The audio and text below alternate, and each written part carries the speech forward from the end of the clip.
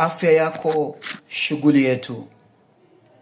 Nataka nikujuze kuhusu maua ya kitenge. Yanakuja na rangi tofauti tofauti. Haya ni maua ambayo umepanda pale kwako nje. Umetengeneza kama ua. Sijui kama unajua kazi ya maua haya. Yanaitwa Coleus kwa lugha ya Kizungu. Yanaitwa Pletranthus catularoides. Na pia yanaitwa Joseph coat of many colors. Maua haya ni ya maana kwa maana yanasaidia matatizo ya moyo. Heart failure. Matatizo ya moyo. Heart failure ni nini? Ni saa zile mishipa ya damu inaleta damu kwenye moyo, lakini haina uwezo wa kutoa damu nje.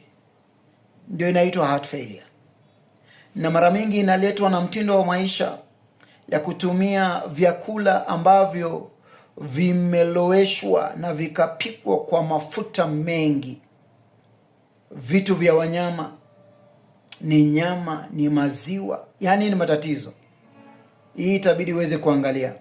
Hasa maua haya yana uwezo wa kusaidia kutoa hiyo hali ya heart failure.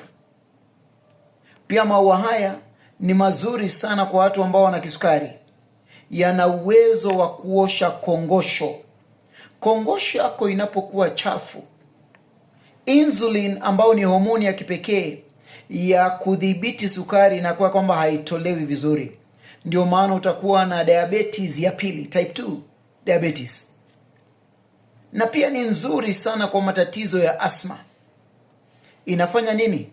Ina uwezo wa kutoa makamasi ambao imekaa kwenye mifereji ya kupeleka hewa. So hewa inapokosa kuingia na kutoka ni shida.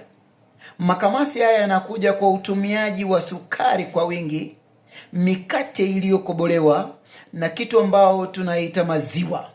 Kweli? Yani inabidi nikwambie ukweli. So unapotumia maua, nitakueleza namna gani inasaidia kutoa ile makamasi ili kufungua mifereji.